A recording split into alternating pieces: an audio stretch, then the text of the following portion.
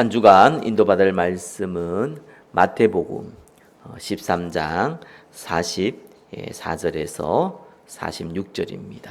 우리 한 목소리를 같이 한번 읽어보겠습니다.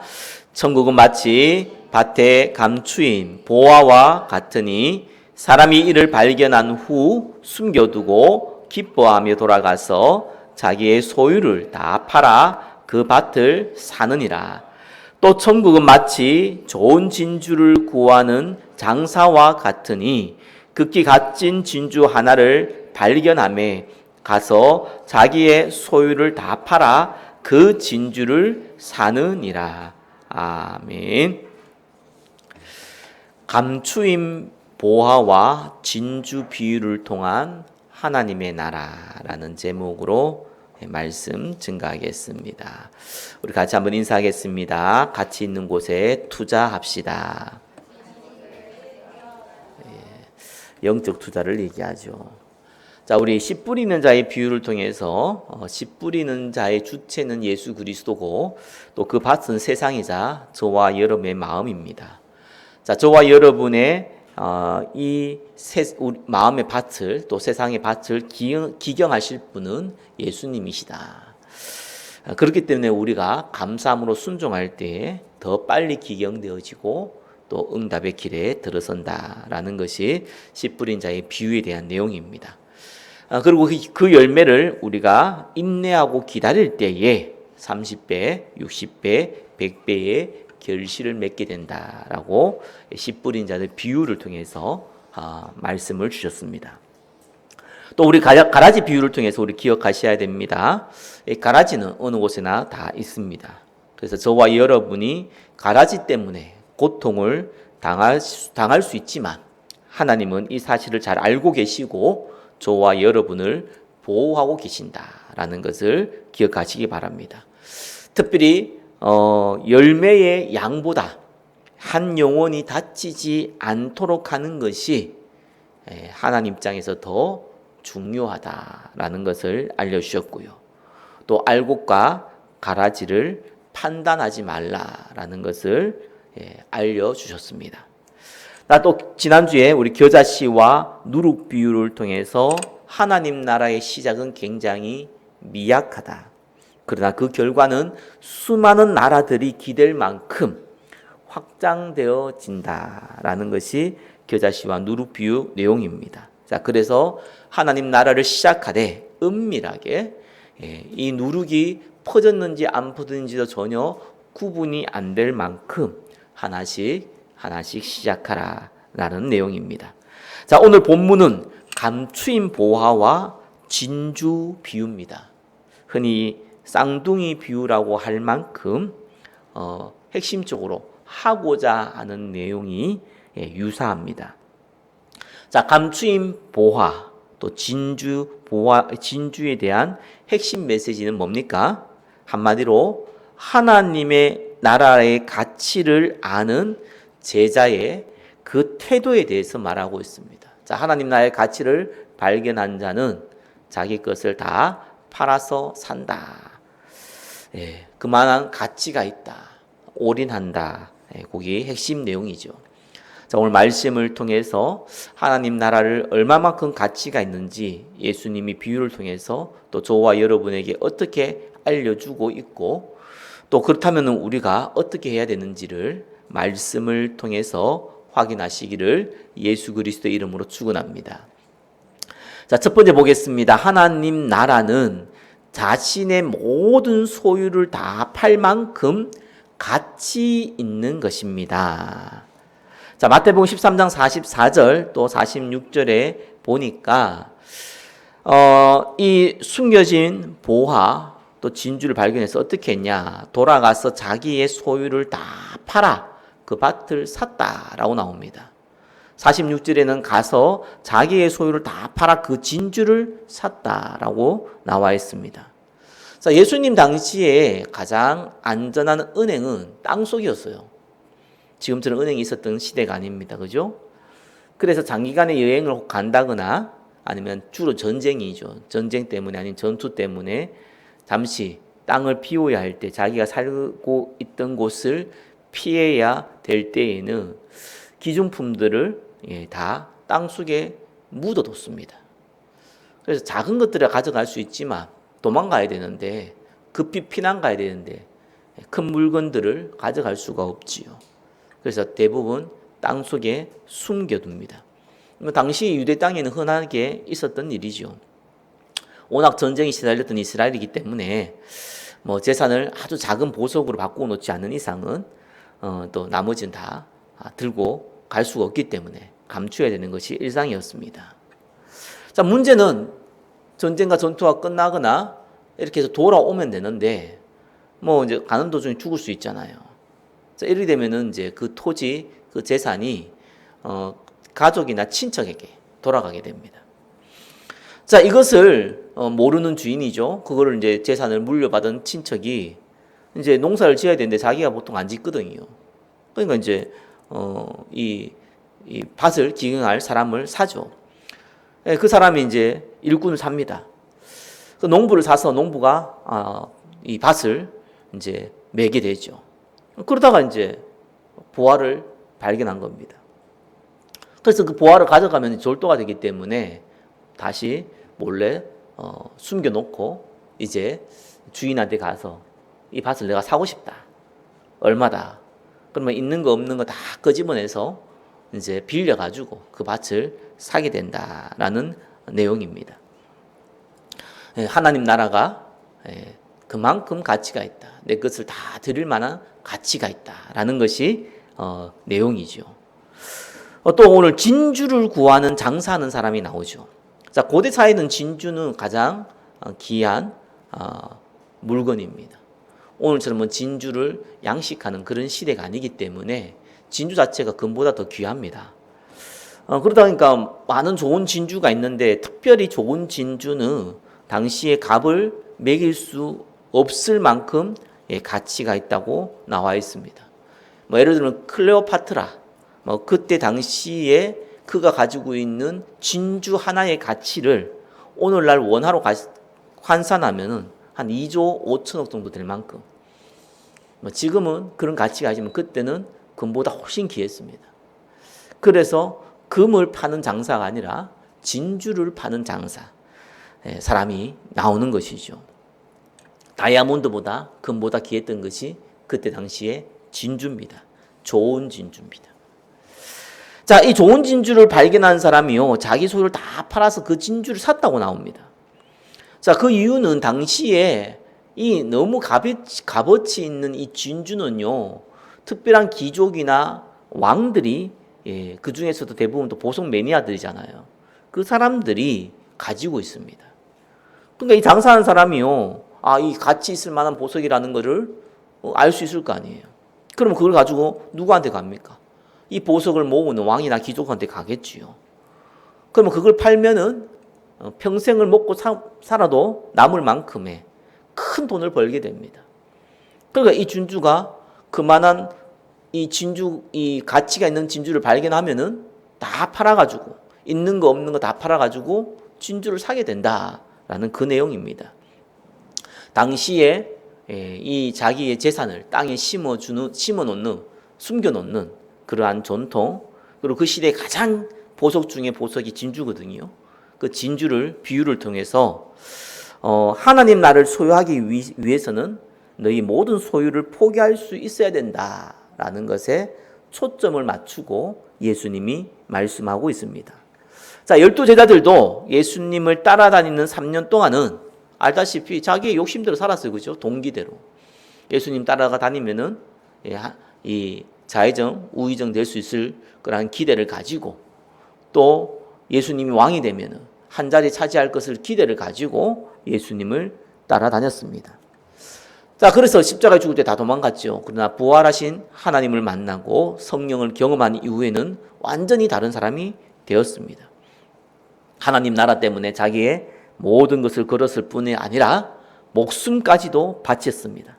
자, 본인들이 발견한 하나님 나라의 가치를 알았기 때문에 그렇습니다. 자, 여기에서 우리가 한 가지 정리하고 넘어가야 되죠. 자기가 가진 모든 것을 판다, 내가 모든 걸 포기한다 라는 것은 무엇을 의미합니까? 라는 건 우리가 좀 구체적으로 내한테 적용을 시켜야 됩니다. 내 모든 재산을 팔아서 하나님께 헌금해라 말이냐? 그 말은 아니겠죠, 당연히. 자, 그러면은 하나님 나라를 위해서 이 밭에 숨겨진 보화 때문에 밭을 산 사람처럼 가치 있는 좋은 진주를 발견해서 자기 모든 걸 팔아 진주를 샀던 진주 장사하는 사람처럼 저와 여러분은 어떻게 해야 됩니까? 라는 부분들이 저와 여러분한테는 질문을 던지셔야 합니다. 저와 여러분은 눈에 보이는 거 또 보이지 않는 많은 것들이 주위에 있습니다. 내 것이라고 생각하는 것들이 있죠. 그죠? 자, 여기서 제일 중요한 거 있어요. 그게 뭐냐니까 소유권을 바꿔야 돼요. 이 개념적인 부분이지만 중요한 부분입니다. 자, 소유권을 바꾼다는 건 뭡니까? 내가 가지고 있는 것을 팔게 되면은 그걸 사는 사람이 있습니다. 그죠? 그 살 때는 반드시 소유권을 바꿉니다. 그래서 그것을 팔게 되면은 소유권이 판매자에게 있지 않고 이제 매수자가 그 소유권을 가지게 되는 것이죠. 동일합니다. 우리의 모든 소유를 하나님께 이전해야 됩니다. 하나님께서 쓰실 수 있도록 소유권을 이전해야 돼요. 하나님 나라는요, 영토가 아니잖아요. 통치의 문제거든요. 하나님 나라의 백성이 된다는 건 뭡니까? 내 모든 소유의 삶을 하나님의 통치 아래 내려놓겠다는 겁니다. 내 모든 소유권을 하나님 통치하도록 만드는 거예요. 그게 소유권 이전입니다. 이거는요, 집, 땅, 저축한 거, 귀중품, 물질뿐만 아니라요, 가족, 자녀, 친구, 이런 모든 인간적인 관계뿐 아니라 직장, 재능, 취미, 시간, 내 감정까지, 건강까지도요, 내 삶의 모든 영역을 포함해서 심지어 내 자신의 생명까지도 하나님께 맡기는 거예요. 소유권을 이전하게 되는 겁니다. 그래서 어떻게 하라는 겁니까?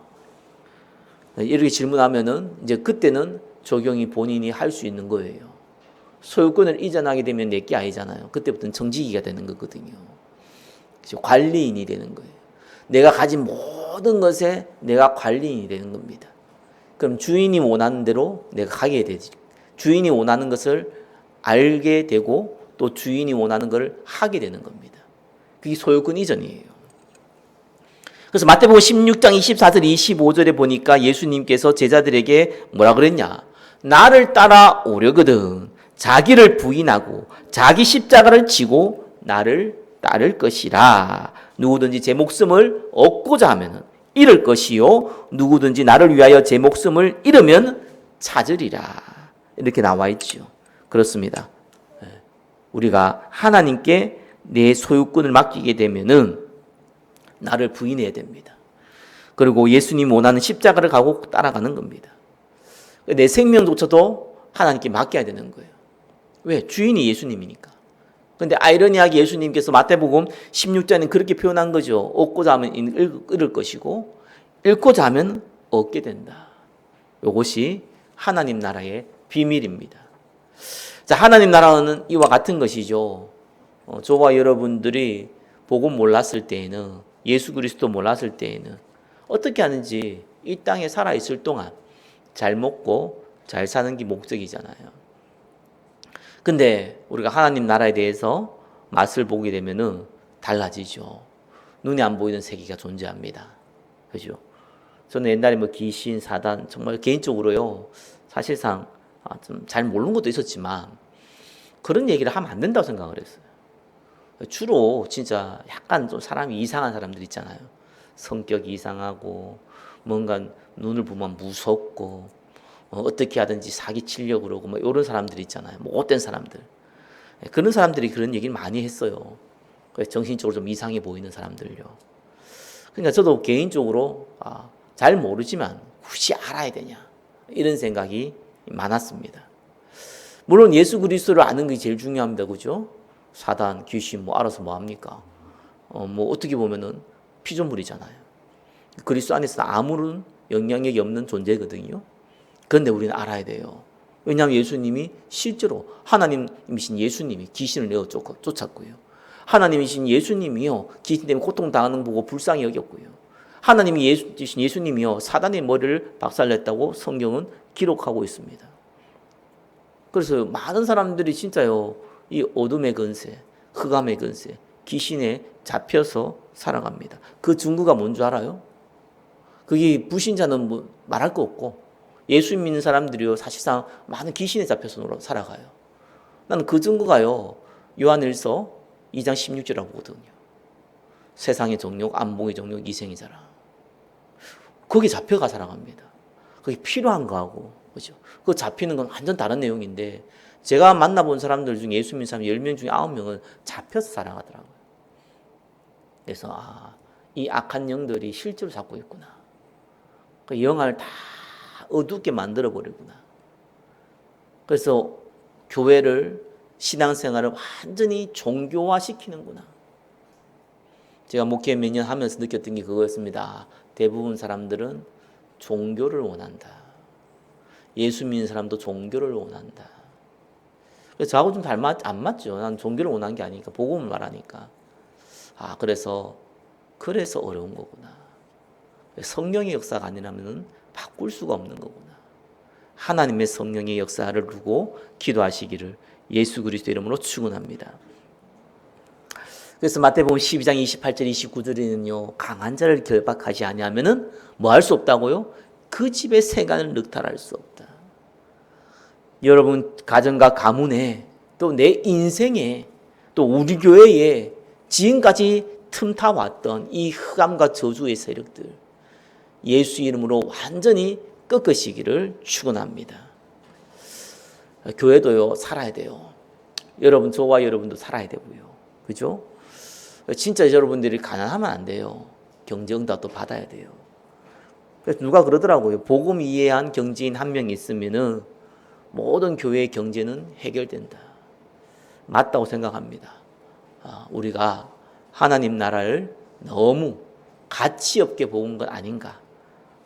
다시 한번 확인하고 자기 모든 것을 들어서 밭을 사고 자기 모든 것을 들여서 진주를 산 그 비유를 통해 마음에 담으시기를 바랍니다.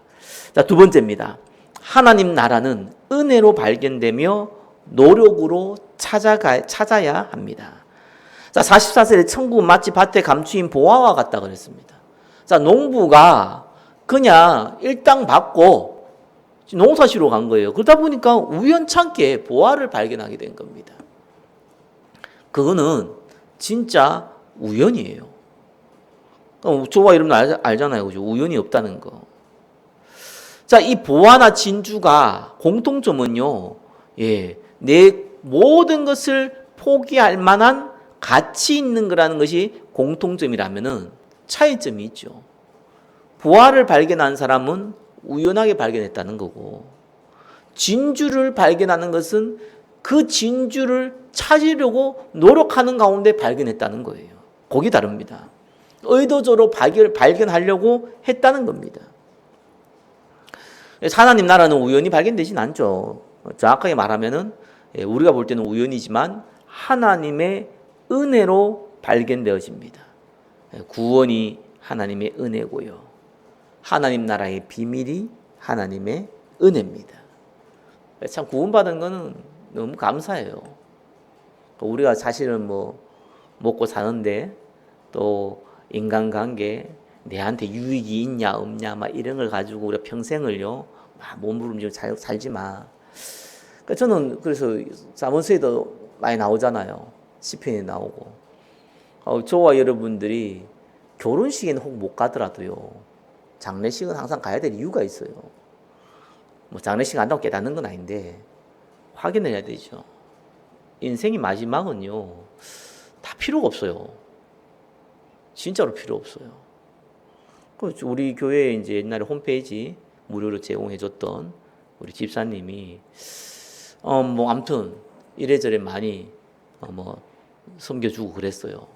뭐 우리 교회는 아니었지만 그분이 중등부 제가 중학생들을 가르칠 때에 이제 교사로 있었는데 뭐 감사하죠. 나는 그분과 그렇게 친한 적이 없었는데 이분은 저한테 또 많은 은혜를 받았는지 제가 개척하고 나서 뭐 여러 가지는 안 되지만 그걸 이제 기술이 있어서 제공도 하고 관리도 해줬어요.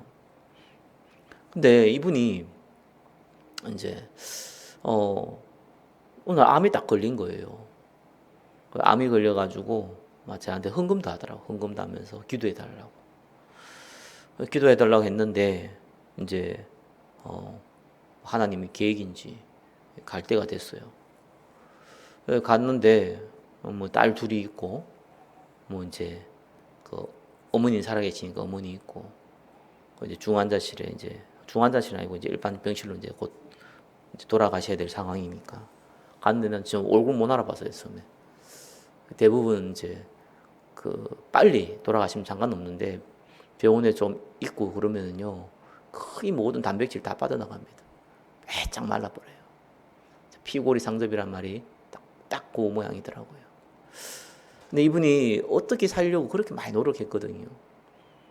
좀 아픈 일이지만 아내는 집 나가버렸고 딸 둘이는 나름대로 키웠지만 평생을 또 혼자 살면서 딸 둘과 살면서 어떻게 하는지 살아나려고 몸부림쳤거든요.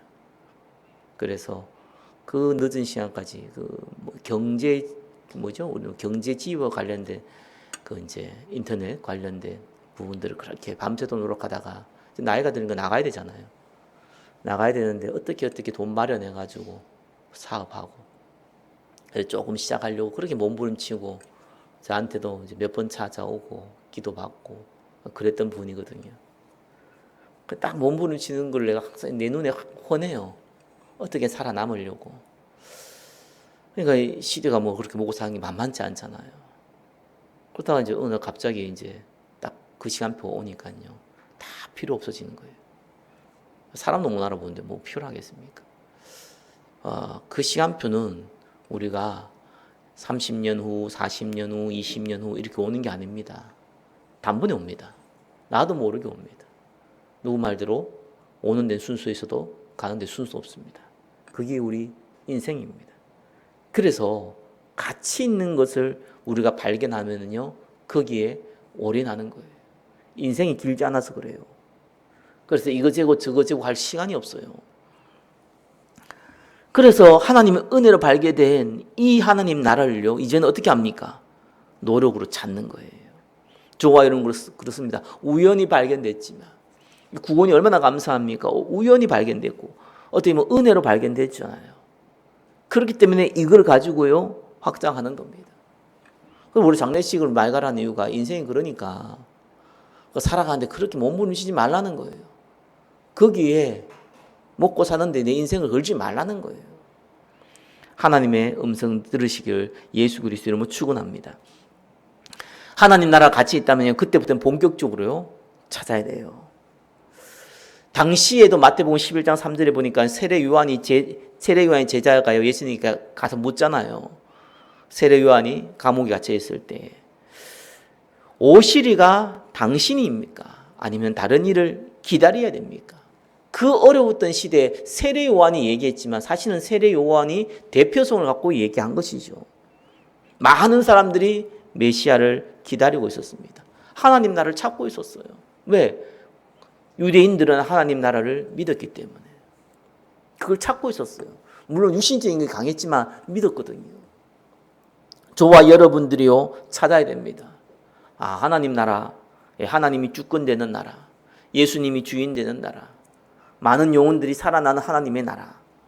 말은 이해되는데 그게 내 마음에 안 담기면은 아무런 의미가 없지요.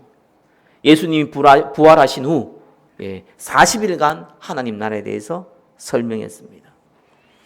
그리고 이 가치를 알아들은 제자들이 마가다락방에서 집중으로 기도하기 시작한 겁니다. 찾아야 돼요. 은혜로 발견했으면 그때부터는 찾아야 하는 겁니다. 저와 여러분들이 하나님의 나라를 찾는 도전하는 응답 누리시기를 예수 그리스도 이름으로 축원합니다. 자, 세 번째입니다. 하나님 나라를 위한 헌신의 과정은 희생이 아니라 기쁨입니다. 마태복음 13장 44절에 이 숨겨놓은 보화를 발견한 농부가 이걸 보고 기뻐했다고 합니다. 기뻐하면서 자기의 재산을 팔았다고 나와 있습니다. 우리는 흔히 복음을 위하여 하나님 나라를 위하여 헌신하는 것이 내 자신을 희생하는 것이다 라고 생각하는 경우가 많지요. 근데 오늘 본문은요, 기뻐한다고 나와 있습니다. 그죠? 농부가 대단한 희생을 해서 자기 재산을 팔아서 그 밭을 산 것이 아닙니다. 진주 장사하는 사람이 자기의 모든 희생을 들어서 자기 재산을 팔아서 진주를 산 것이 아닙니다. 다른 사람들 뺏길까봐, 다른 사람들 혹 살까봐 내가 먼저 나서서 너무너무 기쁜 마음으로 그것을 샀다고 나와 있는 겁니다. 그러니까 우리가 착각하면 안 돼요. 우리는 하나님 나라를 위해서 헌신하게 될 때에 하나님이 주는 보상이 있습니다. 그죠? 그것이 하나님의 나라입니다. 자꾸 사람들이 육신적인 건 하잖아요. 아닙니다. 하나님의 나라입니다. 나를 나답게 만드는, 하나님의 백성을 하나님 백성답게 만드는 하나님의 나라. 나머지는 다 필요에 따라서, 그릇에 따라서 오게 되어 있잖아요. 우리는 그걸 믿어야 됩니다. 무엇을 먹을까 무엇을 입을까에 잡혀버리면은요, 하나님 나라 아무런 축복 못 누립니다. 진짜 먹는 거 입는 거 겨우 채우다가 가는 겁니다. 많아도 손해고 없어도 손해예요. 근데 하나님 나라의 가치가 임해버리면은 하나님이 주도하는데, 저와 여러분 그릇이 안 되는데 부자 만들면 타락할 거 아니에요. 그래서 필요할 때 안 주고요. 하나님 나라 확장할 때 필요하잖아. 그럼 주는 거예요. 그것이 하나님의 나라에 따라오는 육신적인 결과이기도 합니다. 베드로전서 2장 9절에는 왕 같은 제사장이라 했어요. 그 응답 누리게 된다니까요. 말로만 듣는 것이 실제로 누리게 되는 겁니다. 마태복음 12장 29절에는요, 강한 자를 결박한다 그랬습니다. 말로 듣는 게 아니라 실제로 흑암 권세가 무너지는 것을 우리는 경험하게 되고 생명을 얻게 되는 겁니다. 창세기 18장 32절에요, 의인 10명을 얻게 되면서 재앙을 막는 것을 우리가 실제로 보고 체험하게 되는 것입니다. 하나님 나라는요, 희생이 아니에요. 하나님 나라를 위해서 내 것을 드리는 것은 희생이 아니라 기쁨입니다. 말씀을 맺겠습니다. 하나님 나라는 자신의 모든 소유를 다 팔 만큼 가치 있는 것이다. 그래서 어떻게 하라고요? 내 소유권을 하나님께 이전하라. 자, 하나님 나라의 은혜를 받았으면은, 은혜로 발견했으면은, 그 다음은 노력으로 찾으려고 해야 됩니다. 그죠? 그래서 하나님 나라를 찾기 위해서 내가 할 것을 찾아라. 하나님 나라를 위한 헌신의 과정은 희생이 아니라 기쁨입니다. 결과적으로 헌신과는 비교할 수 없는 것을 얻게 됩니다. 한 주간 하나님 나라의 가치를 발견하고 기쁨으로 헌신할 것을 찾는 시간 되시기를 예수 그리스도의 이름으로 축원합니다. 기도하겠습니다. 감추어진 보화와 진주 비유를 통하여서 하나님 나라의 가치를 발견하게 하시고 나의 모든 소유권을 하나님께 이전하는 은혜를 베풀어 주옵소서. 예수 그리스도의 이름으로 기도드립니다. 아멘.